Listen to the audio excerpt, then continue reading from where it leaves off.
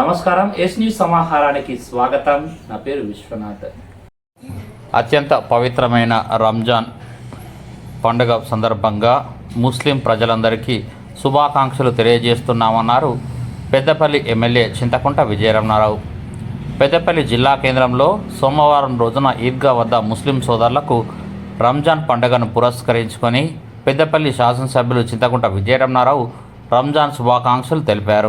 నెల రోజుల పాటు కఠిన ఉపవాస దీక్షల అనంతరం జరుపుకునే రంజాన్ పండుగను ముస్లిం సోదరులు తమ కుటుంబ సభ్యులు బంధుమిత్రులతో సంతోషంగా జరుపుకోవాలని పిలుపునిచ్చారు. ఈదుల్ ఫితర్ సందర్భంగా ముస్లిం సోదరులకు అల్లా దీవెనలు నిండుగా ఉండాలని ఆకాంక్షించారు. మత సామరస్యానికి తెలంగాణ రాష్ట్రం నిలువెత్తు నిదర్శనమని అన్నారు.